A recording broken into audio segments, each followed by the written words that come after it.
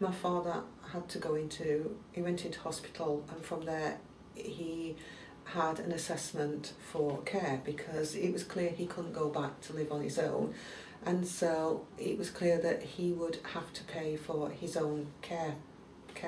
We knew that, we'd known that all along, but by this time his not only had his mental state deteriorated, his physical health had deteriorated. So the only other way around that was to either he could either have got care that he paid for completely by himself, or nursing care or continuing care. He was clearly in receipt of nursing care. The question was, we felt he was in receipt of continuing care. The first assessment they did in the hospital, they did without my brother and I being present. And because I know my way around the system, I rang them up and said, you can't do this, you need us to be present. So we went back. I had things said to me, things like, you clearly know what you're talking about. I think that. So my worry is that I did, but there's a huge number of people out there who don't know what they're talking about.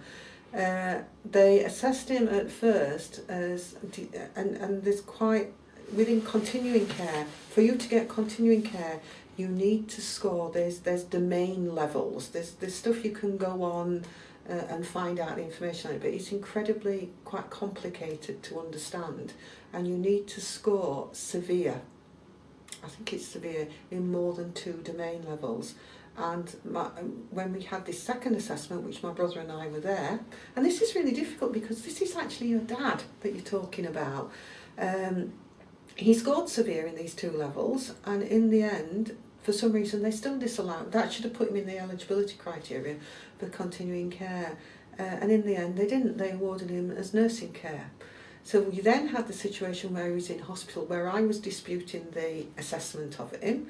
I was under incredible pressure to put him into a nursing home because actually, until we'd agreed the financial thing, the care home didn't want to take him. The hospital was saying, well, we need to get that agreed. I didn't want to keep him in there. It wasn't the right environment. In the end, we decided that we would put him in the care home, even though we hadn't got the right care assessment. We would sort that out. We spent a long time debating the interpretation of a classification around some of these domain names.